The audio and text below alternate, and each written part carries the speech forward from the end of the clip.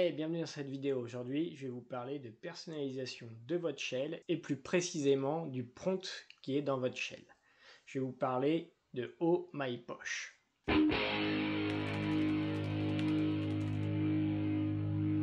Si tu es nouveau sur la chaîne, bienvenue. Ici, on parle de développement et un petit peu ce qui tourne autour. Et aujourd'hui, ça va parler de shell. Donc n'hésite pas à t'abonner si c'est un sujet qui t'intéresse et je parlerai aussi de Docker dans les vidéos à venir. Aujourd'hui, je vais me focaliser principalement sur OhMyPosh, qui est l'application que j'utilise pour customiser mon prompt. Mais il y a d'autres versions très connues, notamment OhMyZSH, qui est très vieille et qui permet de customiser votre ZSH si vous utilisez ZSH. Car il y a plusieurs shells à disposition, notamment sous Linux, il y en a un grand nombre, une grande variété. Moi j'utilise Bash, donc je vais vous montrer avec Bash, mais si vous utilisez ZSH, n'hésitez pas à aller faire un petit tour sur ce site web et regarder pour voir comment l'utiliser et comment customiser, sachant que c'est une application qui est assez vieille et qui dispose donc de beaucoup de plugins. Si vous avez un besoin important en termes de plugins et de personnalisation, c'est sûrement l'endroit où aller. Maintenant, il y a deux petits juniors dans le game. On a donc OhMyPosh qui était à la base développé pour PowerShell, donc l'équivalent de OhMyZSH mais pour PowerShell, avec moins de plugins, mais qui a été réécrit très récemment en Go et qui est maintenant cross-platform. C'est ce que je vais vous montrer aujourd'hui. Et puis on a aussi un petit junior qui est Starship, qui pareil permet de customiser votre prompt et lui qui est écrit en Rust, donc qui est très rapide et très personnalisable aussi. Donc les trois applications sont très bien faites, à vous de faire votre choix. Moi aujourd'hui je vais vous parler de OhMyPosh. Pour être très franc, pourquoi j'utilise OhMyPosh, c'est parce que j'utilisais déjà ça pour PowerShell dans la version précédente.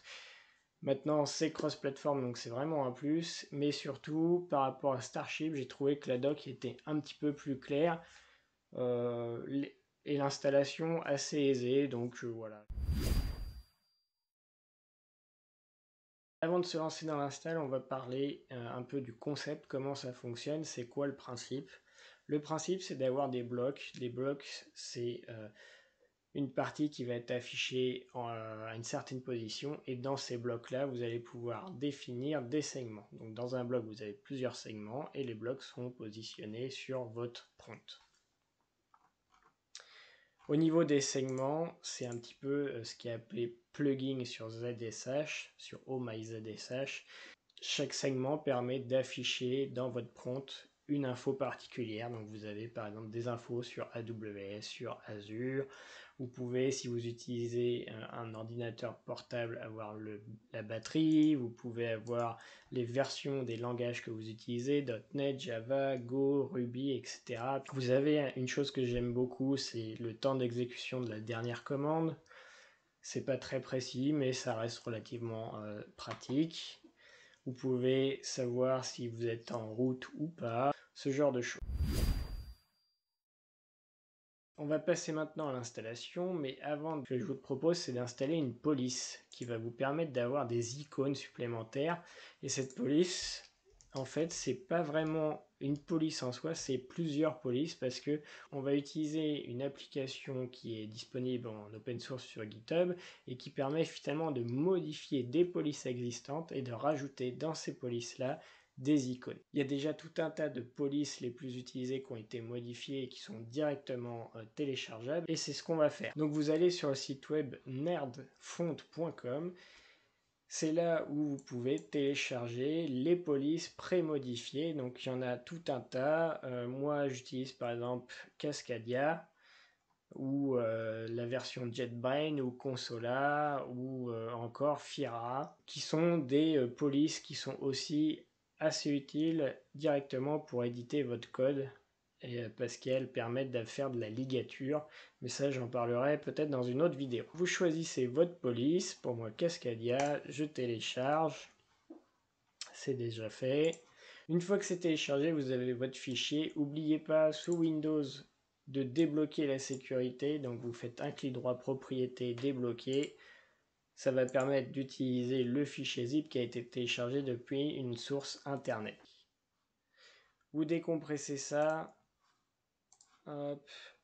Une fois que c'est décompressé, vous pouvez tout simplement installer ces polices. Soit vous faites entrer et vous cliquez sur installer sur chacune des polices, ou s'il y a trop de fichiers, ça va dépendre des polices, vous allez tout simplement copier tous ces fichiers, CTRL-C, et aller dans votre répertoire Windows. Pour moi, c'est Windows, et dans ce répertoire, vous avez fonte. Et vous pouvez directement coller les polices ici. Je les ai déjà installées. Une fois terminé, vous avez la fonte qui est à disposition. On va pouvoir passer à l'installation de OhmyPosh. L'installation sous Windows est ultra simple. On va utiliser la version PowerShell de l'installation. Je lance un terminal et dans ce terminal, je vais tout simplement taper les commandes qui me sont proposées ici. Donc la première commande permet d'installer le module. On tape cette commande et ça va installer le module OhmyPosh pour votre utilisateur. Donc là, ça a été très rapide puisque pour moi, c'est déjà installé. Ensuite, vous avez la possibilité de lister l'intégralité des thèmes qui sont fournis par défaut avec le module PowerShell.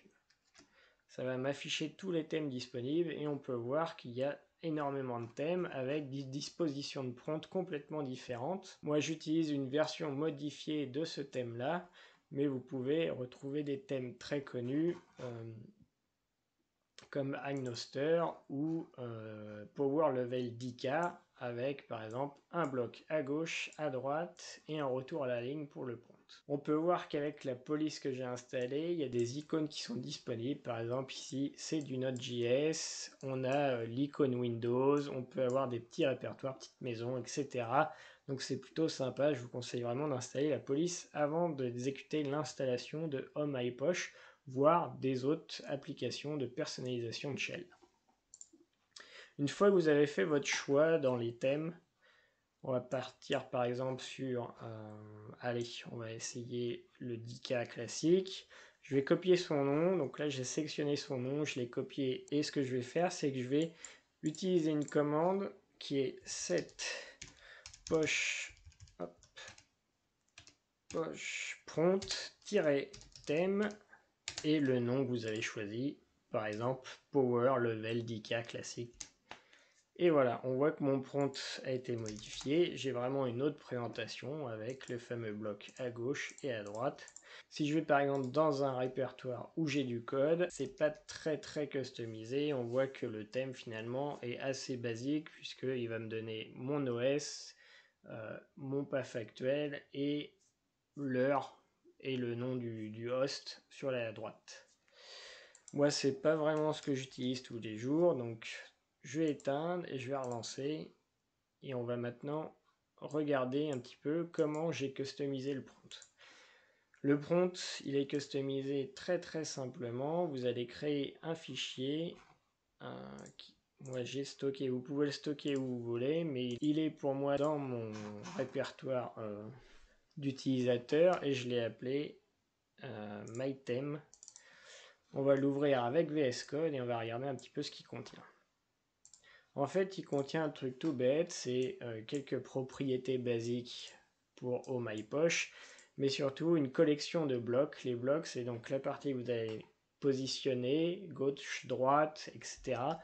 Et dans un bloc, une fois que vous avez positionné, vous allez avoir une liste de segments. Et moi, ce que j'utilise, c'est savoir si je suis en route, le nom de la session, mon path actuel. J'utilise Git, évidemment. Donc si on regarde et qu'on va dans un répertoire, si on va dans un répertoire où, ici j'ai pas Git, ici j'ai la version du framework .NET que j'utilise, donc la 5.0.100, qui est presque la dernière. Mais si je vais dans un répertoire GitHub, par exemple solide, ici voilà, on retrouve tout simplement les infos guides sur quelle branche je suis et quelle version de .NET j'utilise. Par exemple, si je reviens en arrière et que je vais sur Learning Go, ici hop, et que je vais dans source, et dans GitHub, et dans Evils,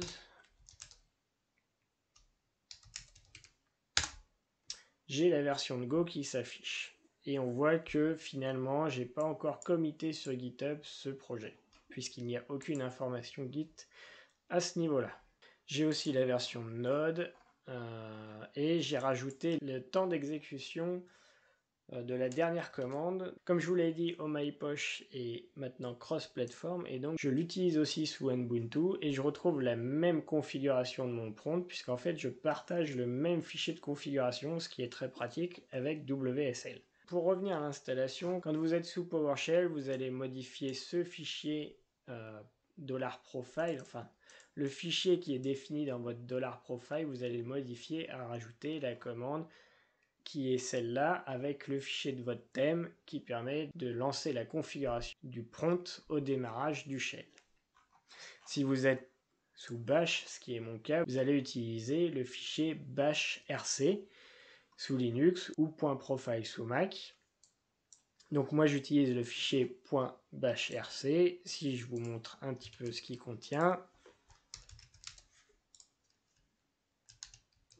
si on regarde son contenu, voilà, c'est vers la fin, on retrouve finalement l'exécution d'une commande. La commande c'est OhmyPosh avec le shell et surtout le fichier de thème, comme je vous ai dit, j'utilise le même. L'installation sous Linux est très simple, c'est le téléchargement de la dernière release qui est sur GitHub avec un wget et on change les droits pour avoir l'exécution sur l'application OhmyPosh. Il va suffire d'exécuter finalement cette application. Si vous voulez lister l'ensemble des thèmes sous Linux, la commande est un peu plus compliquée, il va falloir boucler sur l'ensemble des thèmes qui sont fournis et installés et les afficher.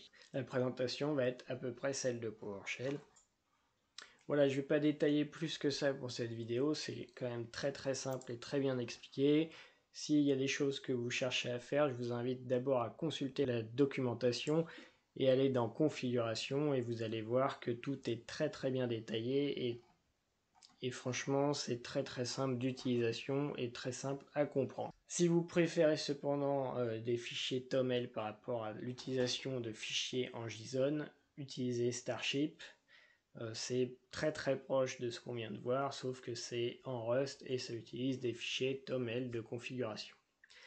Voilà, c'est tout pour cette vidéo, j'espère que ça vous a intéressé et je vous dis à très bientôt pour de nouvelles vidéos autour de Docker et WSL2.